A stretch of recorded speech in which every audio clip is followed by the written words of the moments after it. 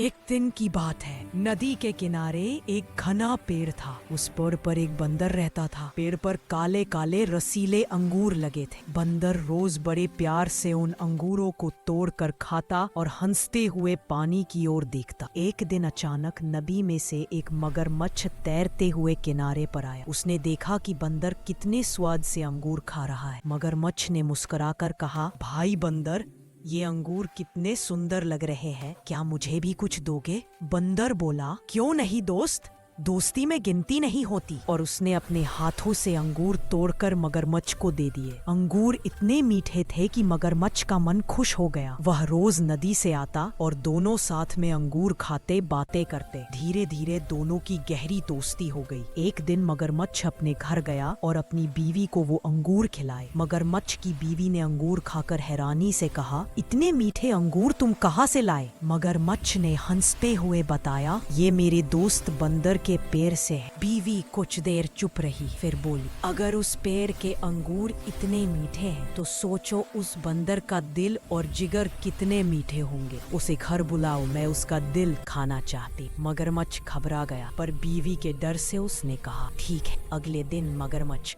फिर पेड़ के नीचे आया और मुस्कुरा कर बोला, दोस्त, मेरी बीवी ने तुम्हारे बारे में बहुत सुना है। वो तुम्हें हमारे घर दावत पर बुलाना चाहती है। बंदर खुश हो गया। अरे वाह, दोस्ती में दावत भी हो गई। वो पेड़ से कूदकर मगरमच्छ की पीठ पर बैठ गया। मगरमच्छ तैरने लगा। रास्ते में मगरमच्छ थोड़ा उदास था। बंदर ने पूछा, क्या हुआ दोस्त, चुप क्यों हो? मगरमच्छ बोला, सच बताऊं तो मेरी बीवी ने तुम्हें इसलिए बुलाया है ताकि तुम्हारा कलेजा पका कर खा सके। बंदर यह सुनते ही चौंक गया, पर वह बहुत चतुर था।